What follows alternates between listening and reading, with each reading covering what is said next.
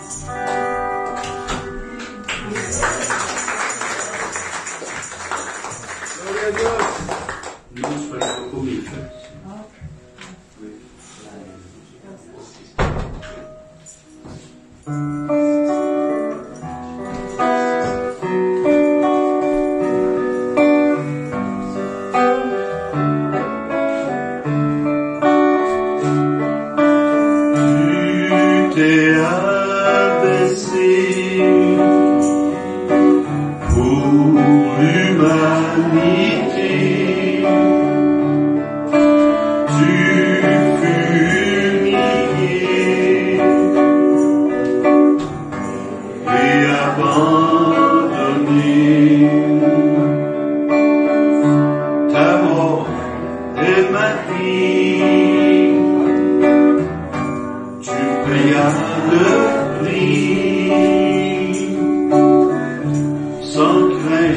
Aujourd'hui, mon âme s'écrie. Alléluia.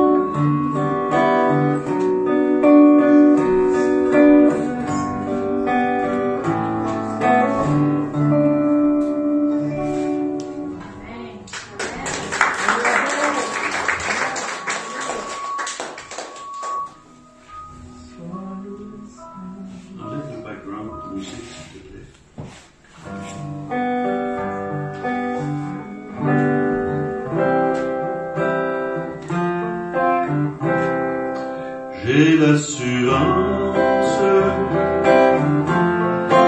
de mon salut par la présence du Seigneur Jésus. Son sang m'a lavé, m'a racheté.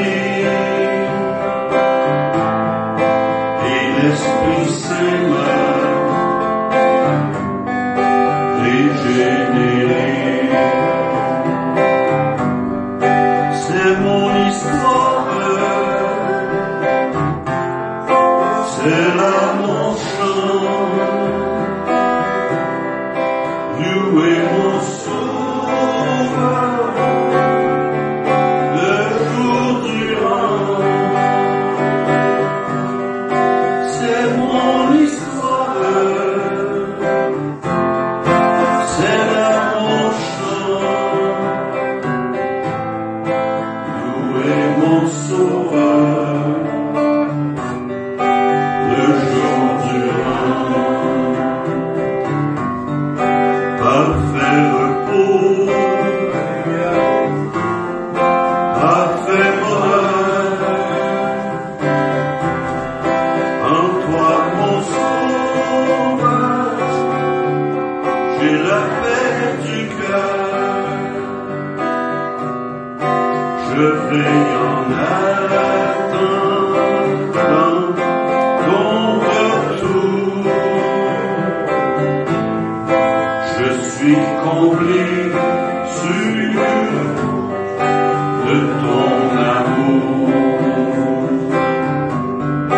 C'est mon histoire,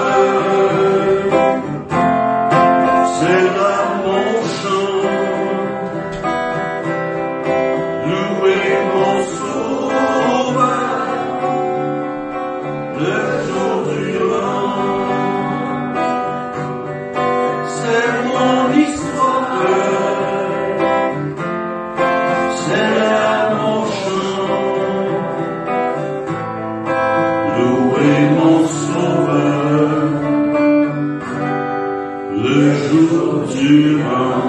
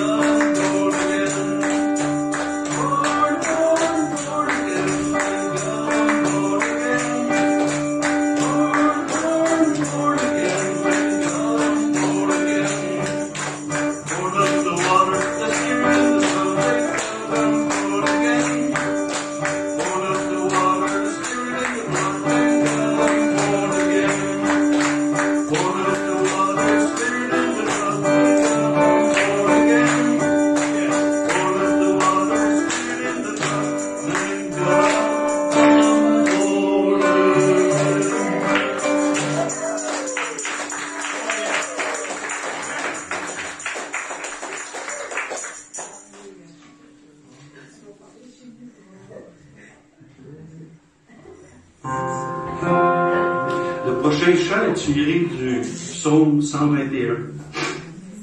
Celui qui veille sur toi ne sommeille ni ne dort. C'est un chant anglais que j'ai découvert hier puis que j'ai fait une version française. On va le faire originalement en anglais. He who watches over you will never slumber nor sleep. He who watches over you will never slumber nor sleep. Oh, my child, lay your burdens down. Lay them at my feet. He who watches over you will never slumber nor sleep.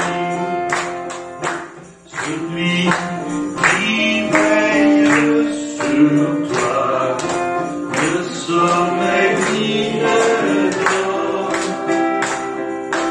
Celui qui veille sur toi ne sommeille ni ne dort. Il dépose à mes pieds ce fardeau qui te semble lourd. Celui qui veille sur toi ne sommeille ni ne dort. Ne sommeille ni ne dort.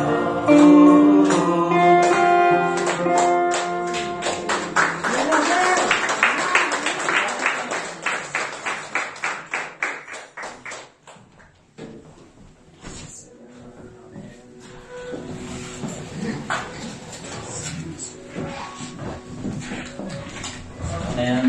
Merci Daniel pour les beaux cantiques. Merci Seigneur. Amen. Des cantiques de joie, de repos en Christ. Par la grâce de Dieu. Merci Seigneur.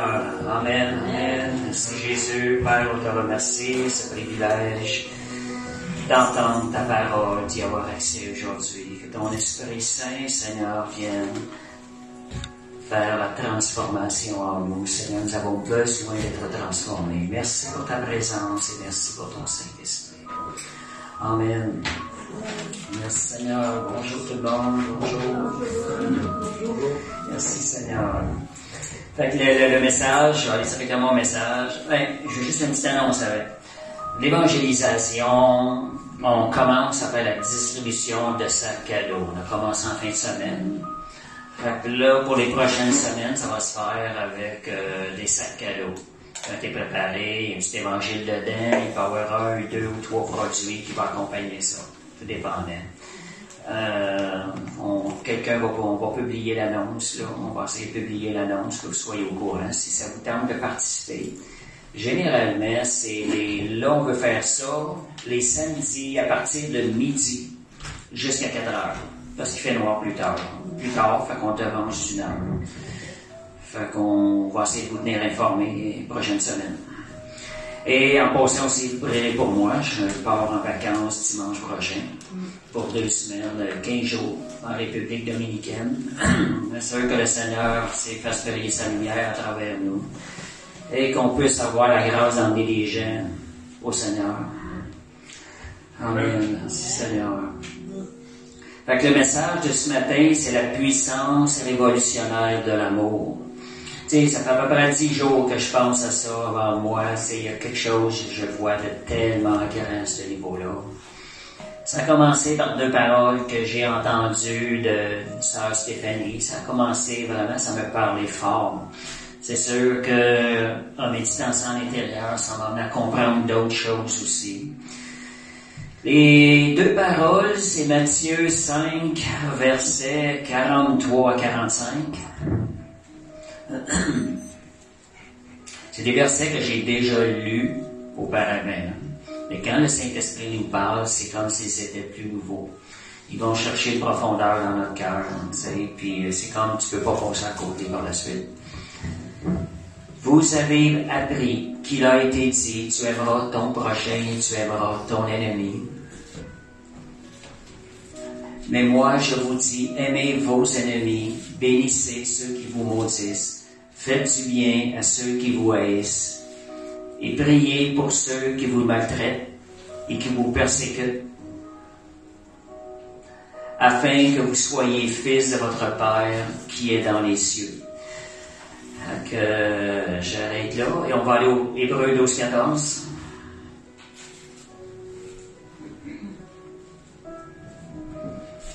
Recherchez la paix avec tous et la sanctification, sans laquelle personne ne verra le Seigneur.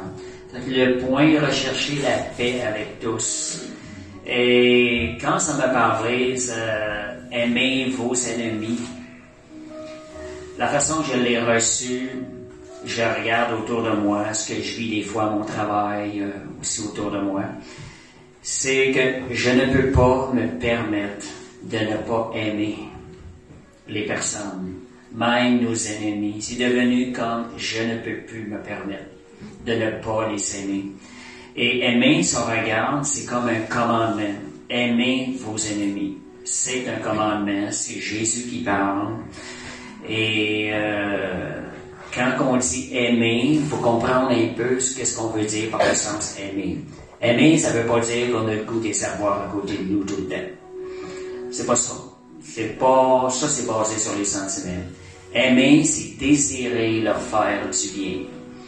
Ayant reçu, étant fils du Père Céleste.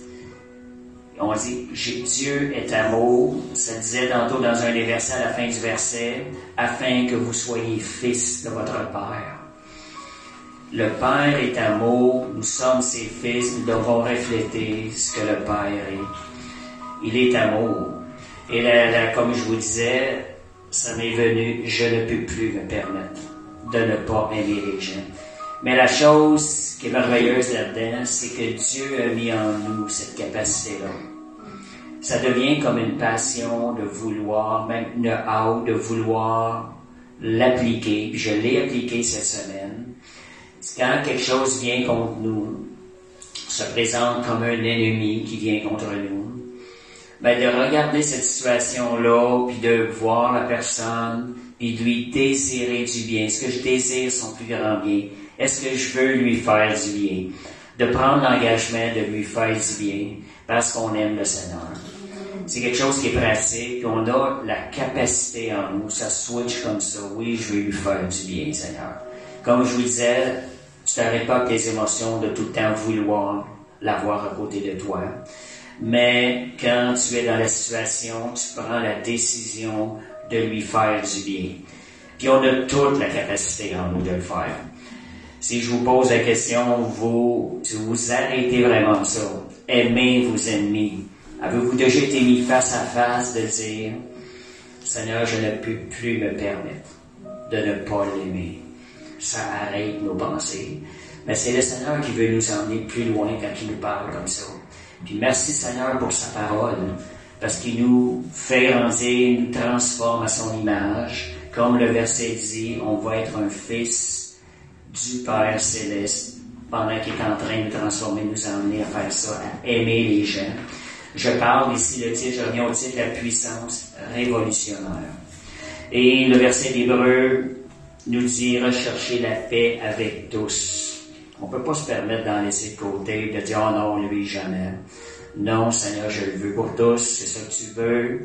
Et c'est faisable, comme je vous disais. C'est avec l'amour de Dieu que ça peut se faire. 1 Pierre 3, verset 9.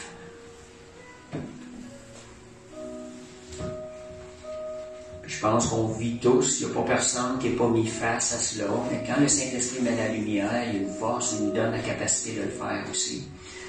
Ne rendez point le mal pour le mal, ou injure pour injure.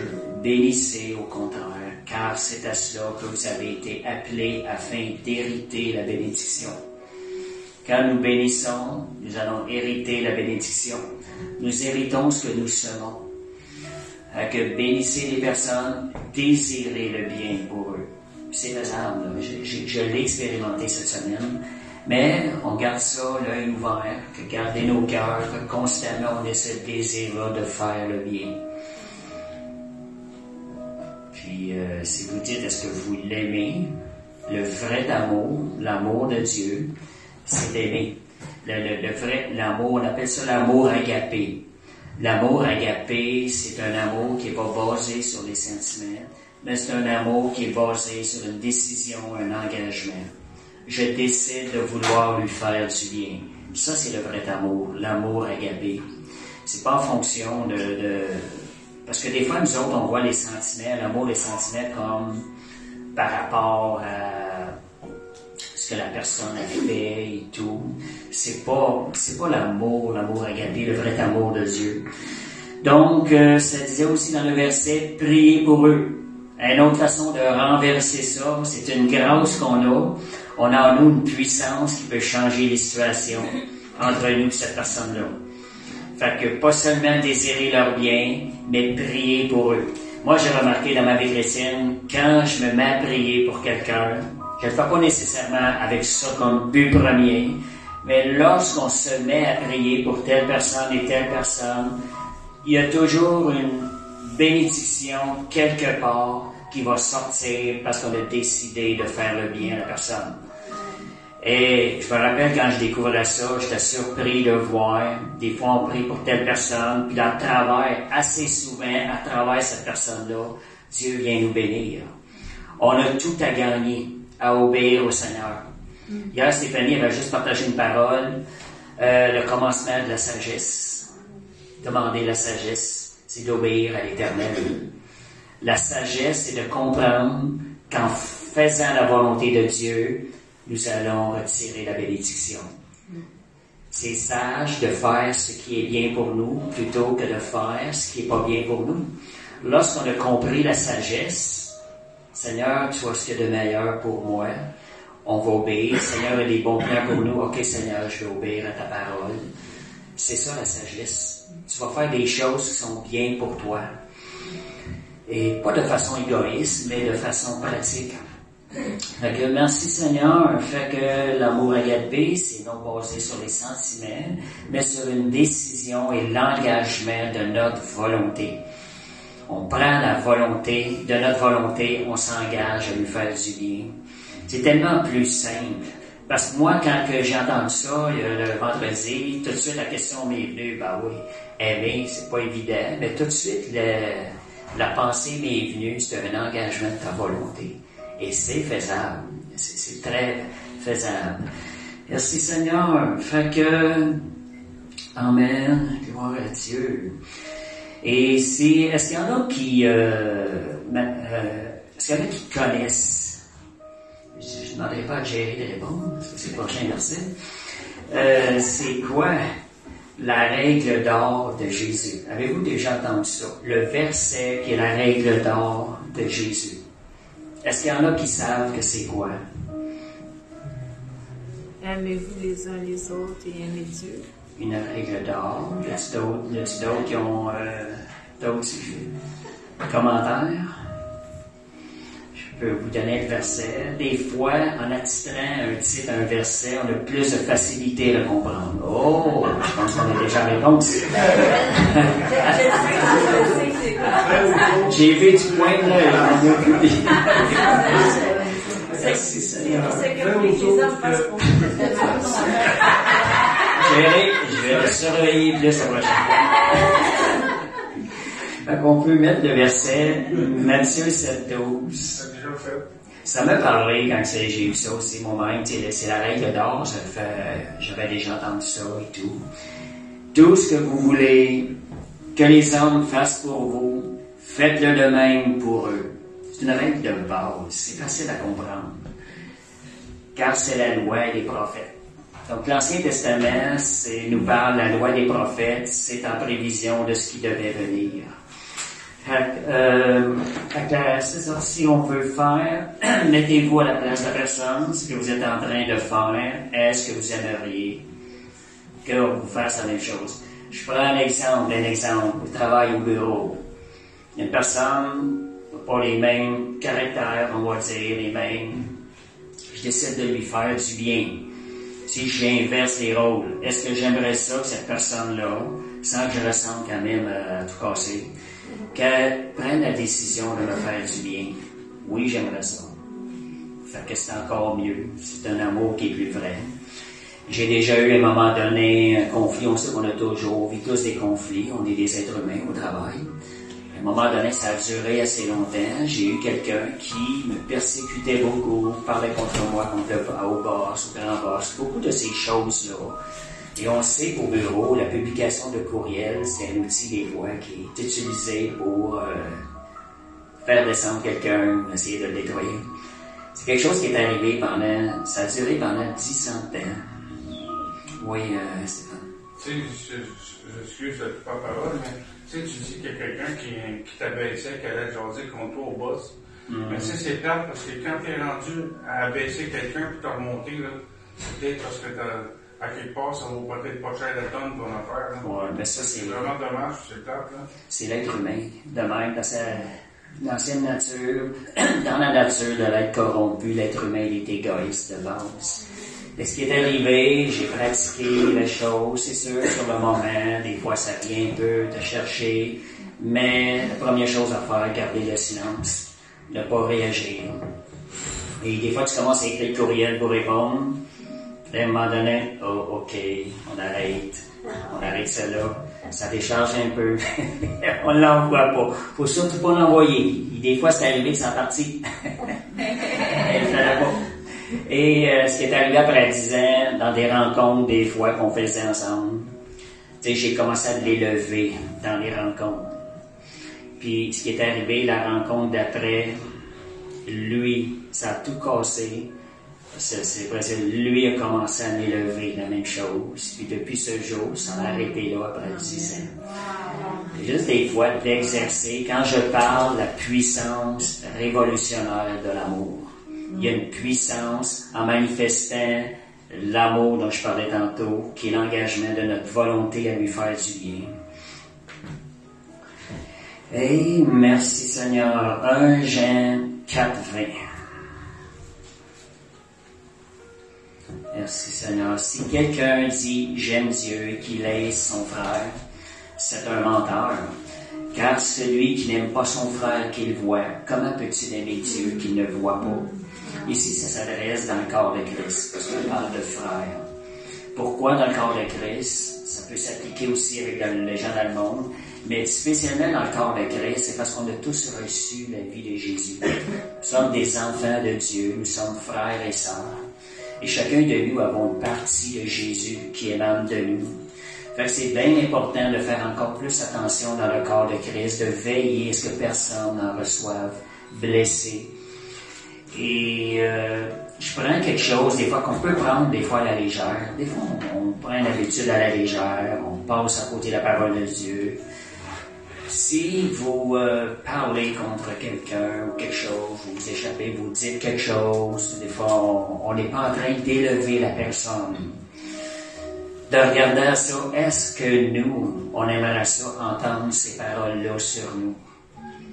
Et de s'arrêter, de prendre le temps de réaliser, non, je n'aimerais pas entendre ces paroles-là sur moi. Et là, de s'arrêter, non, c'est pas l'amour. Puis là, la parole de Dieu nous dit aimer. Dans cette parole-là, ça nous disait aimer nos frères, égal ne pas aimer Dieu. C'est des choses, à un moment donné, il faut prendre dans la vie le temps de s'arrêter des fois. La vie vient tellement vite, des fois qu'on ne s'arrête pas.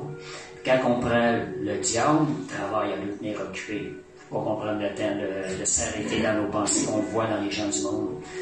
Tu vas prendre quelqu'un, tu vas l'emmener dans une rencontre, une retraite, il va être beaucoup plus réceptif à entendre la voix de Dieu et à remettre sa vie en ordre selon la parole de Dieu, parce que c'est arrêté, ça arrête le cours de la vie.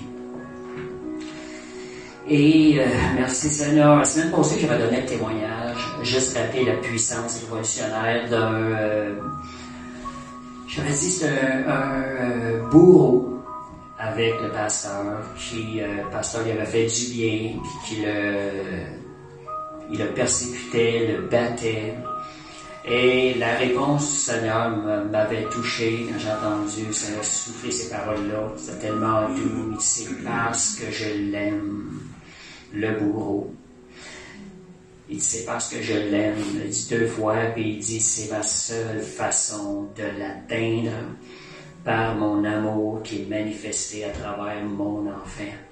On a cet amour-là révolutionnaire. Quand on parle, la seule façon de l'atteindre, c'est la puissance la plus grande pour transformer le cœur de l'homme et d'amener cette personne-là au Seigneur. Quand vous avez des fois des gens qui semblent vos ennemis dans le monde, on a en nous une force, une puissance qu'on peut libérer, qui peut renverser ça. Je ne sais pas si vous le sentez des fois, si vous le voyez, quand vous êtes face à une situation, vous voyez la personne d'un autre œil, êtes-vous capable de voir, désirer le plus grand bien pour cette personne-là? Puis le plus grand bien, c'est de l'emmener à connaître Jésus, à vivre l'amour de Dieu. C'est le plus grand bien. Exercez-vous à le voir quand vous voyez quelque chose. Puis moi, je le sens, elle est là, cette puissance-là à l'intérieur, cette capacité-là de vouloir le bien, d'aimer cette personne-là, de lui désirer pour elle ce qu'il y a de meilleur dans sa vie. Si on n'aura pas connu l'amour de Dieu, on n'aura pas cette puissance-là à l'intérieur. Mais on a quelque chose en nous qui est surnaturel. C'est bon de réaliser, Seigneur, c'est extraordinaire ce que tu m'as donné, ce que tu as mis en moi. Seigneur, je veux l'utiliser. Il y a une puissance qui est plus forte que nous, en nous, qui peut être libérée et aller vers les gens. Premièrement, il faut réaliser que c'est là, pour qu'on puisse la libérer. Soyez conscients que cette puissance-là d'aimer les gens, elle est, avec l'amour de Dieu, elle est en nous. Puis ça vient pas de nous. Tu sais, si on regarde, je parle de l'amour. On a été sauvés. Comment? La base de notre salut, c'est l'amour de Dieu. Et je dirais que sur la croix, le plus grand « je t'aime » a été prononcé par Jésus. C'est le plus grand des « je t'aime ». Et cet amour-là transformé combien d'hommes sur la terre par la suite. Donc, vous voyez l'importance, la puissance de l'amour. Et à quel niveau Jésus voit-il l'importance de l'amour? On va voir certains versets, on va voir Paul aussi, qui nous ramène certains versets, lui-même qui remet en avant, devant tout, en priorité, l'amour, en toute chose. Quand on parle d'amour, on sait que c'est pas, juste pour vous rappeler, c'est pas l'amour avec les sentiments. C'est plus fort que ça. C'est quelque chose qui dure. De la même façon, dans un couple, un engagement, l'amour d'un couple, c'est pas juste les sentiments. Les sentiments, c'est pas égal d'une journée à l'autre. Mais c'est l'engagement qui va faire la différence. C'est l'engagement qui va faire qu'un mariage est solide. De la même façon, Jésus prend l'exemple de lui pour son Église. Quand ça dit dans Éphésiens 5, Jésus s'est engagé envers son Église, à l'aimer, à se donner pour elle. Vous voyez, Jésus a donné un amour. C'est un engagement. Il ne revient pas sur son engagement. Il s'est engagé pour son Église, à travailler avec son Église, à la rendre pure, sans tache et répréhensible. L'Église qui voit sa future épouse. Jésus nous a donné l'exemple. Donc, à quel niveau Jésus voit-il l'importance de l'amour? Matthieu 22, 36 à 40. Moi, j'aime bien ces genres de versets-là, ça tranche, c'est radical la parole de Dieu. Juste parler de l'amour, j'appelle ça révolutionnaire. C'est radical, mais c'est ça Dieu, c'est ça la puissance de Dieu. On a le privilège d'avoir accès à ça. Ça dit, quel est le plus grand maître, quel est le plus grand commandement de la loi? Jésus faisait le transfert entre la loi et la grâce. C'était nécessaire pour faire comprendre un peu, la loi doit venir avant que la grâce s'applique dans notre vie. Pour bien comprendre la grâce, il faut bien comprendre la loi qui est dans l'Ancien Testament. Et Jésus lui répondit, on a dit tantôt quel est le plus grand commandement dans le premier verset. Jésus lui répondit, tu aimeras le Seigneur ton Dieu de tout ton cœur, de toute ton âme, de toute ta pensée. Vous voyez que c'est pas à peu près. Ce qui vient de Dieu est parfait. C'est pour ça que ces mots-là vont se retrouver dans la parole de Dieu, le plus grand. Il faut pas passer à côté de ça, parce que c'est ça qui fait la différence entre le naturel et le surnaturel. Entre ce qui est humain et ce qui est divin, ce qui vient de Dieu. Ces paroles-là, moi j'ai beaucoup fonctionné avec ces paroles-là, ce sont ces genres de paroles-là, m'arrêter à ça. qui viennent transformer notre vie.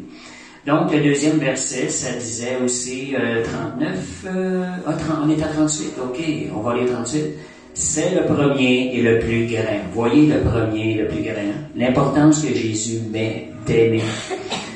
Le deuxième et le second qui est semblable, tu aimeras ton prochain comme toi-même. Jésus a résumé ça à 2 commandements. Dans les 2 commandements, on retrouve le mot aimer. Aimer Dieu de tout ton cœur, toutes tes forces, de toutes tes pensées. Si tu es prêt à t'engager comme ça, Dieu va transformer en toi, il va faire ce qu'il y a de meilleur. Dieu répond à l'ouverture que tu lui fais dans ton cœur. C'est nous qui pouvons lui ouvrir notre cœur. Et tu aimeras ton prochain comme toi-même. De ces 2 commandements dépendent toute la loi et les prophètes. Même dans la loi, ces 2 commandements-là sont en arrière de la loi, qui sont des règles dans l'Ancien Testament. Jésus met en lumière la force qu'il y a, ce qui peut nous rendre capables, puis il dépose son amour en nous. L'amour de Dieu est répandu dans nos cœurs par le Saint-Esprit. Donc, il nous donne une capacité de faire de façon pratique la loi et les prophètes. La base, c'est l'amour. L'amour va nous rendre capables, c'est une force qui va nous rendre capables. Et j'ai toujours remarqué dans la parole de Dieu, depuis les débuts, c'était souvent ma pensée, et je la garde encore. Pour moi, Jésus, quand il est venu sur la terre, il a tout ramené. Il a tout ramené, la loi et les prophètes, à la relation avec Dieu, la relation d'amour avec Dieu. Fait que je crois que c'est la base, la relation d'amour. Jésus a tout ramené, comment je dis ça? Jésus a tout ramené la loi au niveau du cœur. C'est ça que je veux dire, ouais. C'est que j'ai toujours basé, j'ai toujours regardé ça. La loi, en quelque sorte, elle est comme l'écriture de la loi, elle est comme mis un peu de côté. Jésus ramène ça au niveau du cœur, il va plus profond que la loi, il va chercher ce qu'il y a en arrière. Mais quand tu fonctionnes avec ton cœur, avec Dieu, tu veilles sur l'état de ton cœur. La Bible dit, garde ton cœur plus que toute autre chose, car de lui viennent les sources de la vie. Si tu travailles au niveau de la source, le résultat va jaillir naturellement. L'application des commandements de Dieu va s'appliquer automatiquement si tu veilles sur les sources de la vie. Et ces sources de la vie-là sont au niveau de ton cœur. Et l'amour, c'est quelque chose qui doit jaillir du cœur. Pas sentiment, mais le cœur, le désir, l'engagement de notre volonté. Faut pas confondre cœur avec sentiment. Cœur, c'est volonté. Merci Seigneur, Amen. Donc c'est la nouvelle alliance, basée sur la relation d'amour avec Dieu et non pas sur les œuvres, parce qu'on sait que les œuvres peuvent être faites de façon extérieure, mais si le cœur n'y est point, ça ne sert de rien. Le peuple juif adorait Dieu par des signes, on les voit encore aujourd'hui. Jésus l'a même dit, le cœur n'y est pas là. C'est simplement l'extérieur du vase, mais l'extérieur du vase est ce qui paraît, mais quand l'intérieur n'est pas nettoyé, c'est pas bon. Comment vas-tu boire quelque chose s'il y a de la moisissure à l'intérieur, mais l'extérieur est beau, tu ne voudras pas recevoir ces choses-là. Fait que Jésus est venu nous ramener au niveau du cœur, et ce qui travaille le cœur, c'est justement l'amour. On revient aux bases, est-ce qu'on revient à l'amour, on revient aux bases des sources de la vie. Amen. Et dans la Nouvelle Alliance, quand on parle des commandements, on parle des commandements dans la Nouvelle Alliance. Ça disait dans Romains 3, 31. On peut-tu mettre de Romains 3, 31? Pourtant, je le connais bien, mais j'aime mieux des fois en avant. On se rappelle pas, juste pour vous mentionner que Jésus ramène à la base du cœur, puis l'amour est à la base du cœur, puis c'est là qu'une puissance encore plus grande. Maintenant, sans la loi, manifester la justice de Dieu. 3.31. Ça se ressemble, mais c'est... Anéantissons-nous donc la loi par la foi, les 10 commandements. Il dit loin de là, au contraire, nous les confirmons. On y va avec une puissance plus grande pour accomplir les 10 commandements. Pas qu'on met les 10 commandements comme but, comme objectif, mais on y va encore aux sources plus profondes. C'est d'aller, Seigneur, je vais aller avec mon cœur, avec toi. Et si c'est sincère, les commandements, ça va être automatique, ils vont être accomplis en veillant sur notre cœur. Puis il y a une chose aussi qu'il faut comprendre, je leur ai dit, j'aime bien voir cette image-là. Nous sommes comme l'arche de l'Alliance. Dans l'arche de l'Alliance, il y avait les tables de la loi qui étaient là.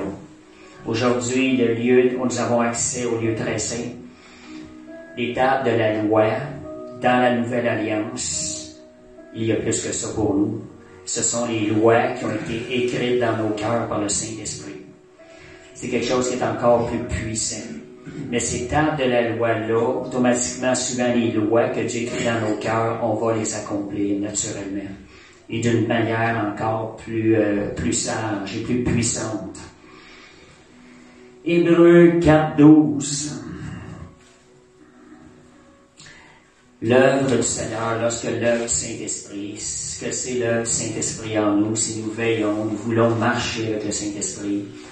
La parole de Dieu est vivante et efficace, plus tranchante qu'une épée quelconque, à 2 tranchants, pénétrante jusqu'à partager âme et esprit, jointure et moelle. Elle juge les sentiments et les pensées du cœur.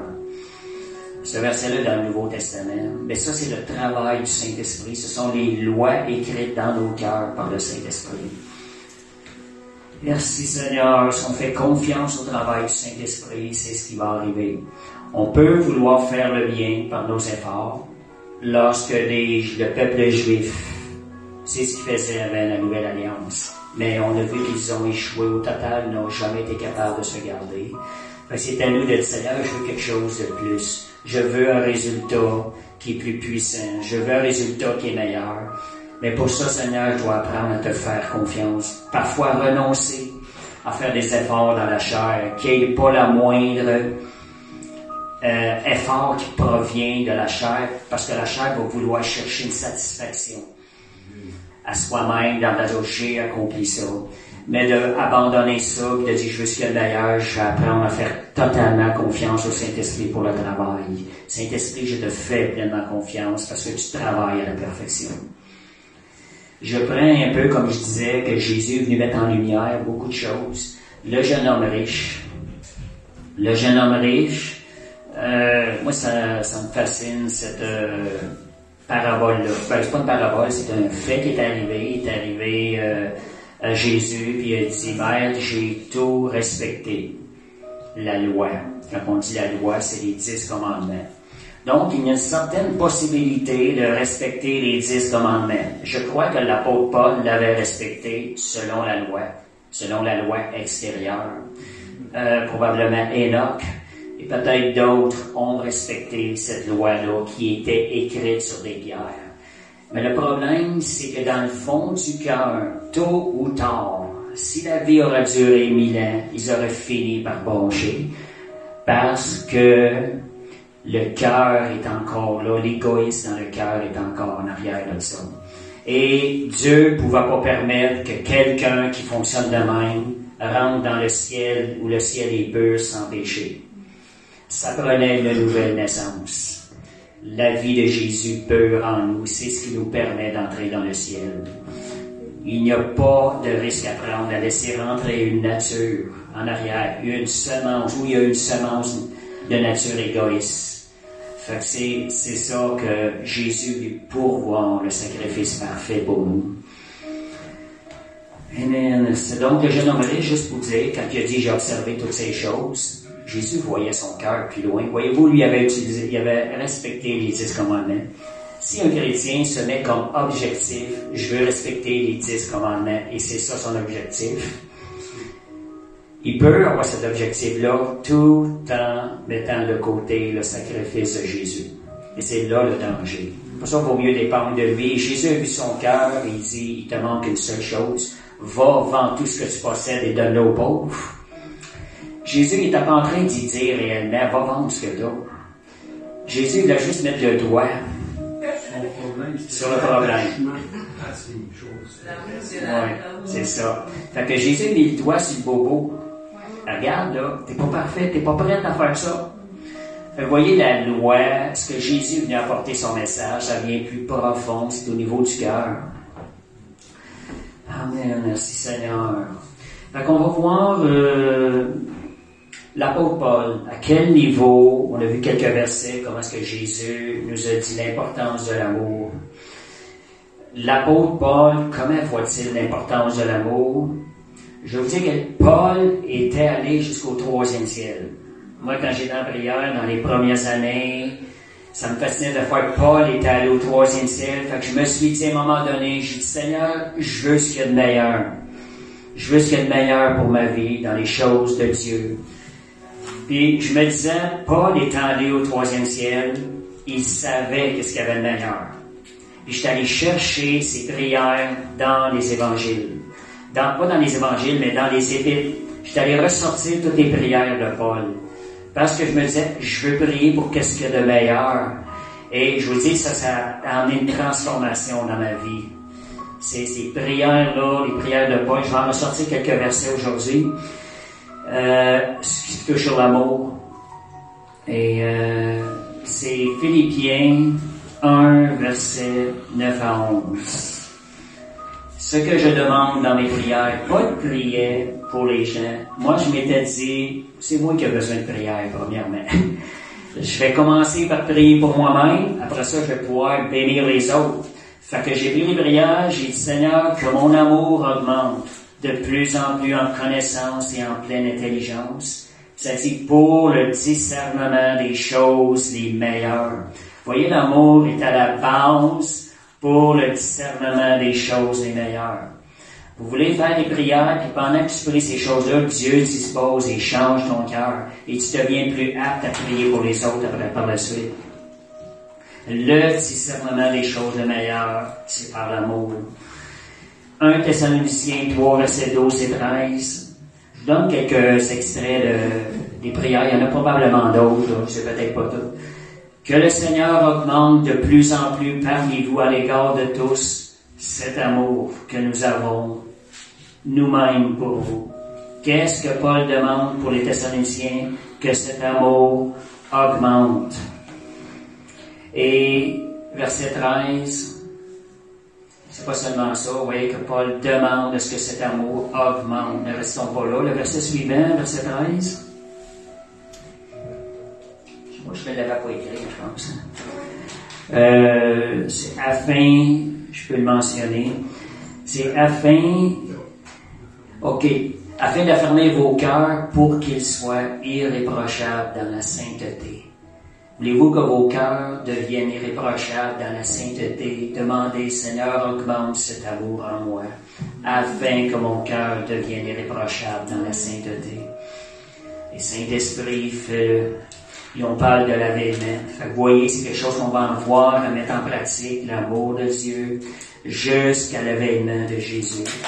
C'est un genre d'enseignement qu'on doit des fois revenir à la base, qui est tellement simple, mais qui est le plus puissant. C'est ça que j'appelle la puissance révolutionnaire. 2 Thessaloniciens 1, 3.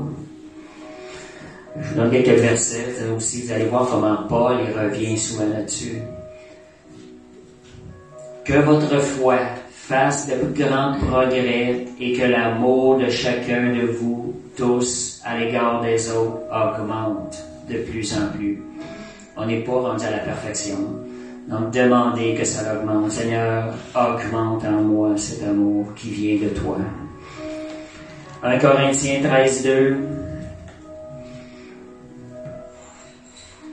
L'amour, toi, est à l'origine aussi derrière les dons spirituels. Lorsque c'est exercé dans l'amour, c'est exercé selon le cœur de Dieu. Et ça dit, même si j'aurais le don de prophétie, la science de tous les mystères et toute la connaissance, quand j'aurais même toute la loi jusqu'à transporter les montagnes, c'est la foi, ça. Si je n'ai pas l'amour, je ne suis rien. Fait qu'il nous ramène que tout ce qu'on fait soit fait avec amour. Il y a un verset qui en parle aussi, tout ce que vous faites se fasse avec amour. On va aller au verset 13. Ça dit, ces trois choses demeurent, la foi, l'espérance et l'amour. Mais la plus grande de ces choses, c'est l'amour. Donc c'est vraiment ce qui va tenir notre service pour le Seigneur, qui va nous préserver de s'éloigner de Dieu. Amen. 1 Colossiens 3, versets 12 à 14. Oui, il y a beaucoup de versets que Paul, mais il y en a d'autres, là. Je suis sûr qu'il y en a d'autres, je ne sais pas. Comme des élus de Dieu saints et bien-aimés, revêtez-vous d'entrailles, de miséricorde, de bonté, d'humilité, de douceur, de patience. Versets 13 et 14. 13, oui, le prochain. Revêtez-vous d'entrailles. Et ça disait, je peux peut-être le mentionner, ça disait, revêtez-vous de l'amour, qui est le lien de la... Bon, ici ça dit, pardonnez-vous réciproquement, de même que Christ nous a pardonné, pardonnez-vous. Verset 14. Mais par-dessus toutes ces choses, revêtez-vous de l'amour, qui est le lien de la perfection. Oh, voulez-vous ce qu'il y a de meilleur avec le Seigneur? Regardez, l'amour est à l'origine de ça. Merci Seigneur, amen. Comme ça disait, se rappeler, sachant que nous avons été pardonnés gratuitement. Un amour non mérité, c'est immense, comparativement à ce que nous avons à pardonner. Amen, merci Seigneur. Donc, Jésus, c'est ça. De façon pratique aussi, j'ai, à un moment donné, quand on parle d'aimer, mettre en pratique l'amour, les personnes avec qui nous avons des échanges, des interactions, quelles sont les personnes qui ont les plus sujets que le Seigneur nous demande premièrement d'aimer? J'ai fait un rêve à un moment donné et on est 14 enfants chez nous, 6 garçons, 7 filles. Moi, je suis le 8e. Fait que le plus vieux, c'est un frère. On est, et dans le rêve, je voyais mon frère dans un champ. Et moi, j'étais dans un coin. Et je voyais de l'autre coin, il y a comme un gros animal qui sautait, qui partait à courir pour aller sauter sur mon frère. Un animal pesant, un genre d'orignal. Et là, moi, j'ai senti à l'intérieur de moi le besoin d'aller le protéger. Et quand je me suis réveillé, une parole qui est venue tout de suite, ferme, tu es le gardien de ton frère. Même si mon frère était le premier de la famille, spirituellement, Dieu nous met, ayant connu Jésus, nous devenons le gardien de nos frères dans la chair ou de nos sœurs. Donc, les premières personnes, ce que j'avais ce matin-là, c'est que Dieu me disait, les premières personnes que j'ai mises dans ta vie, lorsque toi, tu étais au monde, ou lorsque eux sont nés au monde, c'est ceux-là, je veux que tu en prennes soin, que tu pries pour eux autres. On a une certaine responsabilité de prier pour nos familles. Il ne faut jamais oublier de prier pour nos familles. Qui d'autre peut prier pour nos familles? C'est pas les gens qui sont les plus près, qui sont là depuis la naissance, que ce soit d'un ou de l'autre. Fait qu'il faut s'assurer aussi que tous ceux, quelque chose qui est bon de comprendre, regardez, s'assurer que tous ceux qui sont dans notre entourage, pas seulement notre famille, s'assurer qu'ils en ressortent avec une bénédiction. Priez pour ça, Seigneur, le contact que j'ai eu avec cette personne-là, Seigneur, je veux que ce soit devienne une bénédiction dans sa vie. Je veux pas avoir été en relation avec elle, proche avec elle, sans que ça devienne une bénédiction dans sa vie. Jésus, c'était comme ça. Quand on va dans la présence de Dieu, dans la présence de Jésus, nous en sortons transformés et bénis. Que nous soyons une source de bénédiction pour les autres. L'amour va nous emmener à vouloir être une source de bénédiction. Et nous avons Jésus en nous, Galates 2:20, ça dit Si je vis, ce n'est plus moi qui vis, c'est Christ qui vit en moi. Quand je suis né de nouveau, j'ai eu ce verset-là, qui sortait par ma bouche, sans qu'avant même que je le connaisse. C'est recevant la vie de Jésus, nous avons cet amour-là à l'intérieur de nous. Laissons-le sortir. C'est un amour qui est surnaturel.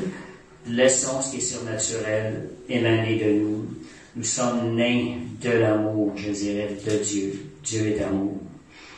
Fait que laissez Jésus vivre sa vie à travers nous. Et j'avais publié quelque chose cette semaine, je vais peut-être aller un petit peu plus en détail, c'est la puissance révolutionnaire de l'amour. J'avais mis une image, j'avais trouvé une image, un soldat avec une armure, complètement revêtu de l'armure. Rien ne pouvait le toucher, il était complètement revêtu de l'amour. Et il savait comme verset, aimez vos ennemis, priez pour ceux qui vous persécutent. Ça reflétait tellement ce que j'avais dans mon cœur, le message. J'ai pris la photo, j'ai composé un petit texte avec ça. Lorsque nous marchons dans l'amour, nous sommes comme ce guerrier-là qui est complètement revêtu de l'armure de la tête jusqu'aux pieds. L'ennemi ne peut le toucher. Celui qui marche dans cet amour, il se demeure dans l'amour. L'ennemi ne peut pas l'attaquer. On sait qu'il attaque nos pensées. C'est là qu'il essaie. Mais quand tu demeures dans l'amour de Dieu, de Seigneur, je fais un engagement de ma volonté à aimer cette personne-là. Je le fais pour toi, Seigneur. On ne peut faillir lorsque nous vivons dans l'amour. L'amour ne périt jamais. Il ne peut y avoir d'échec lorsque l'amour est présent. C'est toujours quelque chose de bien qui va en ressortir. Et ce qui est bon aussi, c'est de croire aussi. Des fois, on peut se mettre à vouloir aimer, s'engager de notre volonté à faire du bien à la personne. Bon, on ne voit pas tout de suite. Mais croyez, ayez foi dans la puissance de l'amour. Des fois, c'est pas tout de suite. Ça exige parfois la foi pour rentrer là-dedans et demeurer. Et comme je disais tantôt, la pensée naturelle de l'homme a une tendance à aller être égoïste. Et quand on marche dans cet amour-là, c'est par la foi. Seigneur, tu vas faire des bonnes choses. Premièrement, parce que c'est ta volonté. Philippiens 2:4.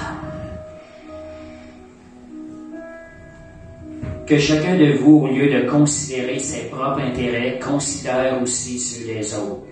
Voyez, Dieu nous exhorte à ne pas être égoïste. Laissez pas le vieil homme prendre le dessus. Considère ceux des autres. Désire faire le bien pour les autres. Lorsqu'on s'exerce à aimer par la foi, c'est une action de foi, on croit dans ce que le Seigneur nous a dit, il y a une puissance dans l'amour, il y a un résultat qui va suivre. Et qu'on refuse de chercher notre propre intérêt, nous permettons au Père Céleste d'agir en notre faveur. Il va nous bénir. Et Dieu va chercher notre intérêt, il va travailler à notre intérêt. Fait que marcher dans l'amour, au bout de la ligne, qu'est-ce qu'on s'arrête à penser à ça? Quand tu marches dans l'amour, qui va être le plus avantagé? Pas nécessairement la personne qui reçoit. C'est nous qui allons bénéficier le plus. On a tout à gagner à marcher dans l'amour. Et comme je disais, il n'y a pas d'âmes qui vont venir, qui vont être capables de prospérer contre nous. Oui, on peut avoir des attaques, mais ils ne pourront pas nous toucher. On demeure blindés par l'armure de la tête jusqu'aux pieds. Et la raison aussi, parce que si on met un peu plus expliquer ça, l'amour agapé, je disais, c'est un engagement de ta volonté. Donc, c'est pas une question de sentiments. Quand vous décidez de marcher dans cet amour agapé-là, les sentiments sont de l'autre côté, le diable ne peut pas venir jouer à ce niveau-là. On n'est plus contrôlé par nos sentiments, mais par l'amour de Dieu. Et on aime comme Jésus nous a aimés. Vous savez, tantôt, je ne sais pas si je l'ai dit, Jésus est venu nous démontrer l'amour du Père lorsqu'il est venu sur terre de façon visible. Si tu lis l'Ancien Testament, beaucoup ont de la misère à voir l'amour de Dieu. C'est la justice de Dieu. Mais le cœur de Dieu, Jésus est venu nous manifester lorsqu'il est venu sur terre. Si vous vous posez des questions, des fois, je dis aux gens, les gens, des fois, ils voient Dieu dur. Veux-tu savoir, veux-tu connaître l'amour de Dieu? Veux-tu voir comment Jésus, comment Dieu aime? Regarde Jésus quand il est venu sur terre, ce qu'il a fait. Ça, c'est le cœur de Dieu.